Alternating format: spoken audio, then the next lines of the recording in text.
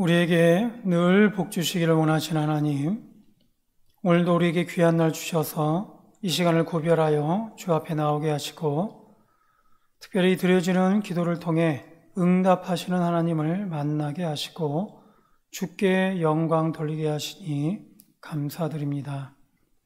이 시간 오직 하나님의 은혜와 하나님의 평강을 구하오니 오늘도 예배하신 하늘의 복으로 충만케 하시고 갈수록 더해가는 이 믿음 없는 세상에 대하여는 성령의 지혜와 함께 이기는 믿음 갖게 해 주시옵소서.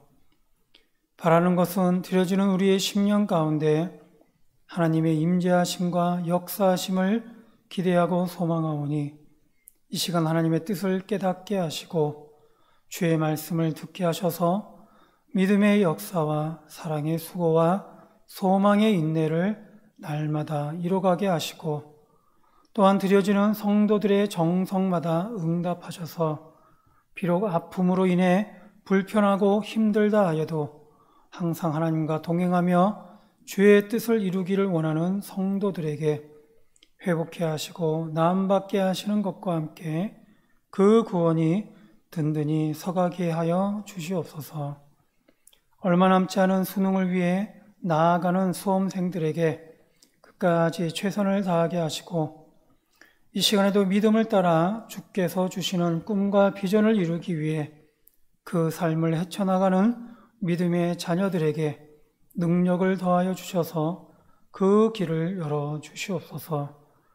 무엇보다 위드 코로나와 함께 일상 회복을 향해 나아가는 이때에 보호하시는 하나님의 섭리하심을 의지하오니 이 시대적 아픔과 혼란함 속에서도 늘 생명의 자리를 지키고 복음을 전하는 많은 교회와 성도들에게 더욱더 그 믿음을 더하여 주셔서 생명의 생명을 이어가게 해 주시옵소서.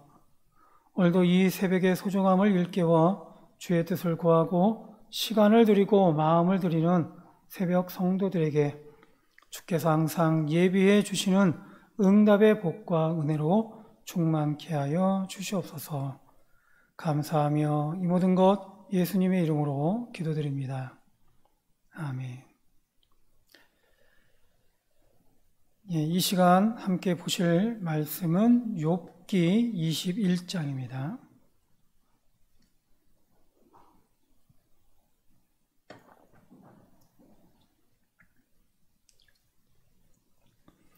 욥기 21장 1절로 16절까지 말씀을 함께 보겠습니다.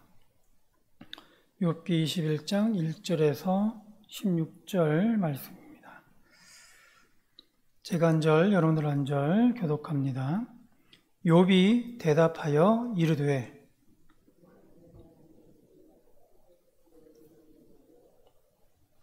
나를 용납하여 말하게 하라. 내가 말한 후에 너희가 조롱할지니라.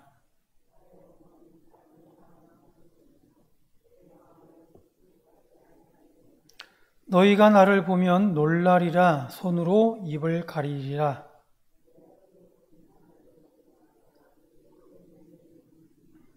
어찌하여 악인이 생존하고 장수하며 세력이 강하냐?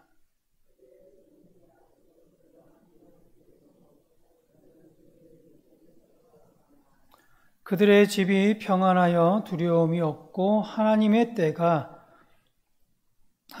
매가 그들 위에 임하지 아니하며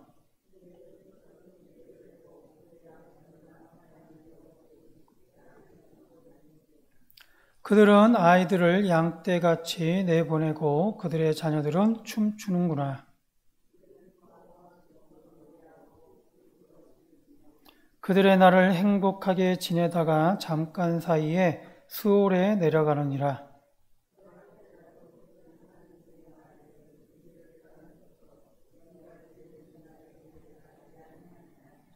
전능자가 누구이기에 우리가 섬기며 우리가 그에게 기도한들 무슨 소용이 있으랴 하는구나.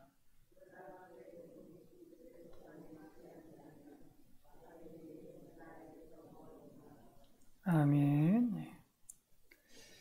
욥의 친구 소발의 두 번째 충고에 대해서 욥은 답변합니다. 한마디로 정리하면 하나님께서 악인을 취급하시는 방법이 일괄적으로 형벌만 주시는 것이 아니라는 것입니다. 오히려 죄인일지라도 평생 동안 부귀영화를 누리며 사는 경우도 많다라는 것을 욥은 주장을 하고 있습니다. 욥이 친구들에게 말하고 싶은 것 중에 하나는 2절에 보면 너희는 내 말을 자세히 들으라는 것입니다. 그랬다면 오히려 너희는 나를 비난하기보다는 이것이 너희의 위로가 될 것이다 라고 합니다. 상담학적으로도 대화 중에 가장 바람직하지 못한 태도는 상대방이 말을 하고 있는 도중인데 가로막고 나서서 자기의 의견을 주장하는 것이라고 합니다.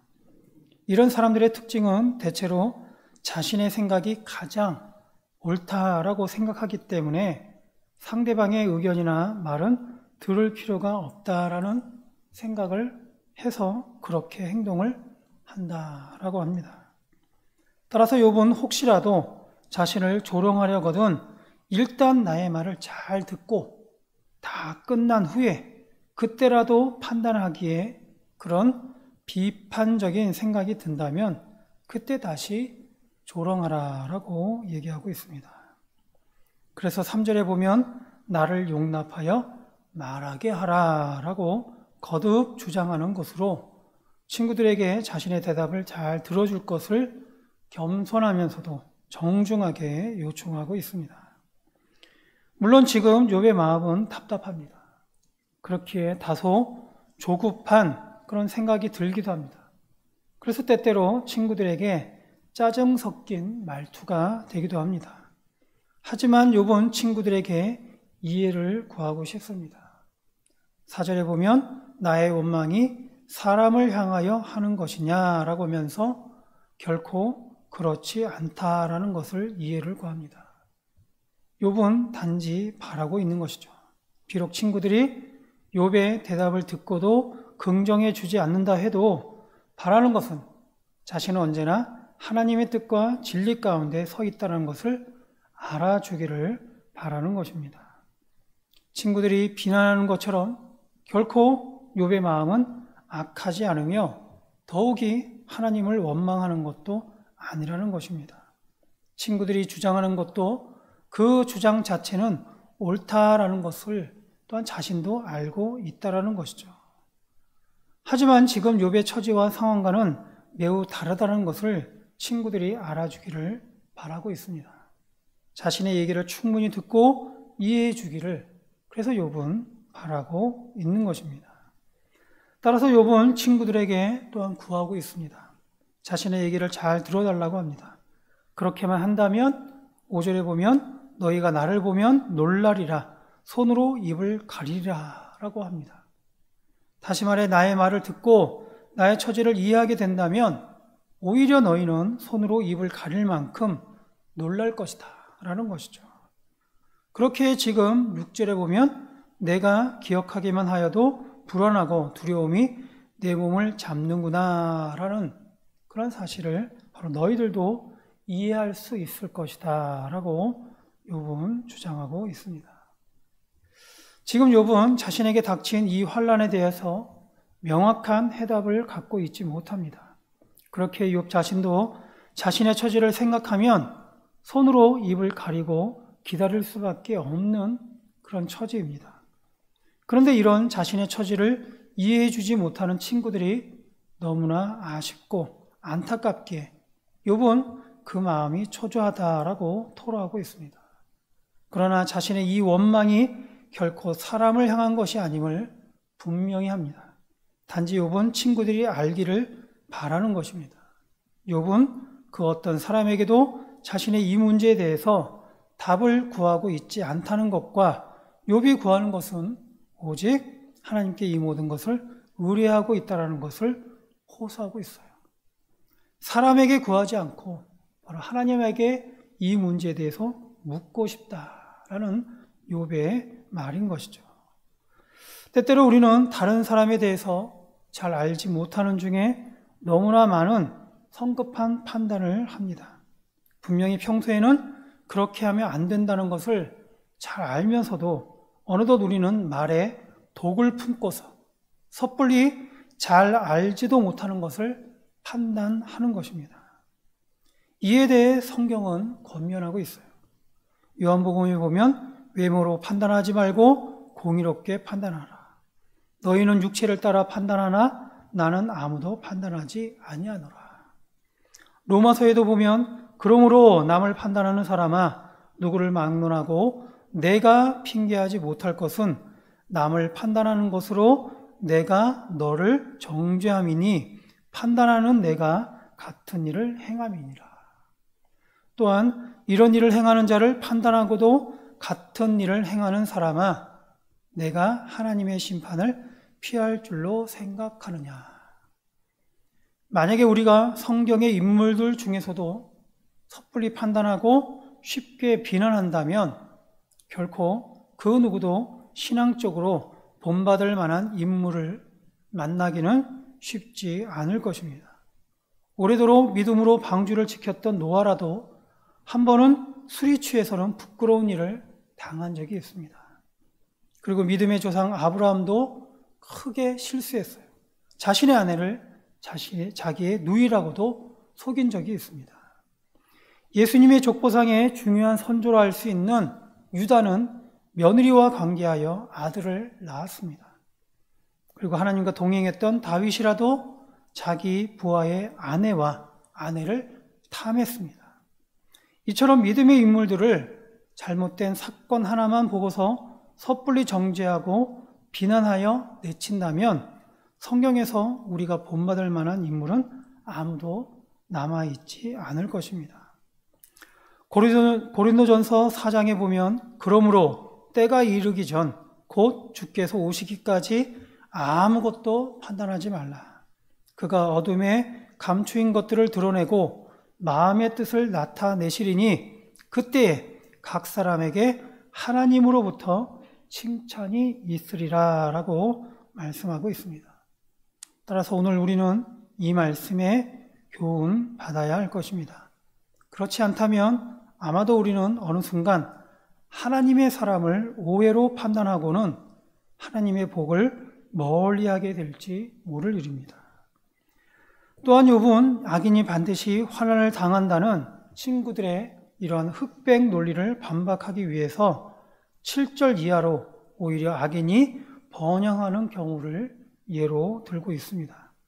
악인이 때로는 장수함과 세력이 강해지고 후손들이 굳게 서고 잘되며 집안이 평안하고 하나님의 진노와 매가 임하지 않고 사업이 번창하고 자녀의 수가 심히 많으며 기쁨의 놀이가 가득하고 형통하게 살다가 평안히 죽음을 맞이한다라는 것입니다. 그러나 악인들은 자신에게 복을 주신 하나님을 기억치 못하고 오히려 하나님이 그들로부터 떠나기를 구하며 하나님을 섬기는 것과 기도하는 것을 무익한 것으로 생각한다라고 지적을 하고 있습니다. 그러므로 욥은 결론하기를 16절에 보면 악인의 계획은 나에게서 멀다라고 강조하고 있습니다.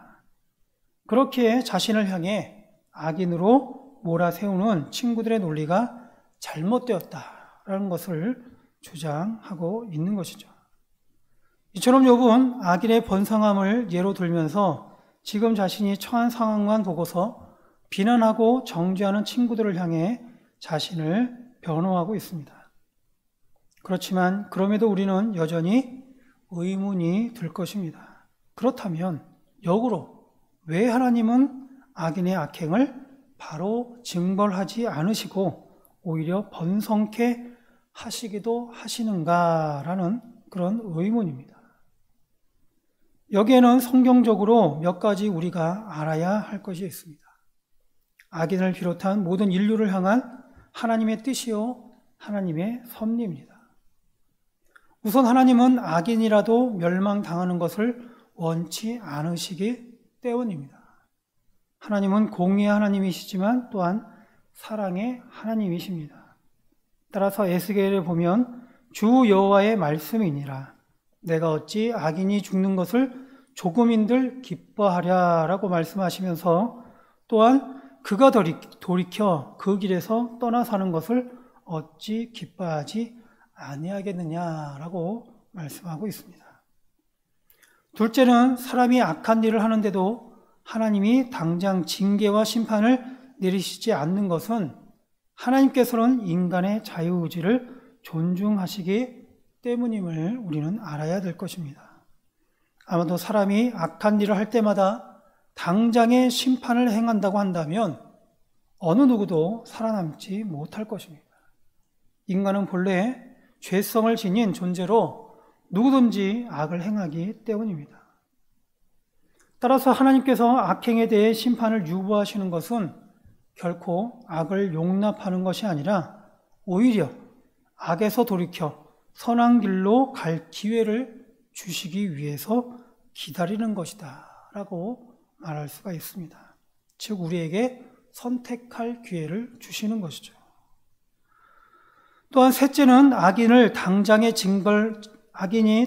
징벌을 받지 않는 것은 아직 악인이 심판받아야 될 때가 이르지 않았기 때문입니다. 그러다가 자칫 가라지를 잘라내려다가 알고까지 버릴 수 있기 때문인 것이죠.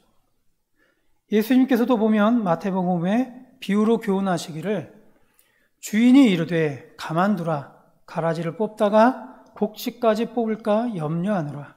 둘 다 추수 때까지 함께 자라게 두라. 추수 때에 내가 추수꾼들에게 말하기를 가라지는 먼저 거두어 불사르게 단으로 묶고 곡식은 모아 내 곡간에 넣으라 하리라 라고 말씀하고 있습니다.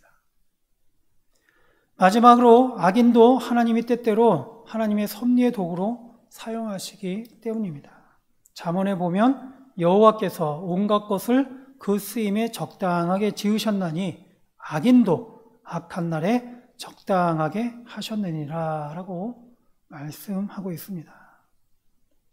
이처럼 하나님께서는 때때로 악인을 사용하셔서 하나님의 뜻을 이루시기도 합니다. 또한 하나님의 자녀를 돌이키기 위한 그런 징계의 채찍으로 악인을 사용하기도 하는 것을 우리는 깨달아야 할 것입니다. 오늘 욥은 친구들에게 요구하고 있습니다. 지금 자신의 겉모습만 보고는 악하다고 판단하지 말고 자신의 얘기를 잘 들어봐 달라는 것입니다. 공감해 달라는 것이죠. 욥의 진실한 마음을 알아달라라고 욥은 친구들에게 요구하고 있습니다. 따라서 야고보서 2장 1절의 말씀을 쉬운 성경으로 보면서 오늘의 말씀을 맺고자 합니다. 사랑하는 형제 여러분, 여러분은 영광스러운 우리 주 예수 그리스도를 믿는 자들입니다. 그러므로 사람들을 차별해서 대하지 말기 바랍니다. 기도하겠습니다. 오늘도 우리에게 말씀을 통해 깨닫게 하시는 하나님 감사합니다. 주신 말씀과 같이 우리는 영광스러운 주 예수 그리스도를 믿는 성도요 하나님의 자녀임을 잊지 않게 하시고 그러므로 사람을 함부로 판단하거나 차별하지 않으므로 오직 주께서 우리에게 베풀어 주시고자 하시는 그 사랑만을 풍성케 하여 주시옵소서. 감사하며 예수님의 이름으로 기도드립니다. 아멘.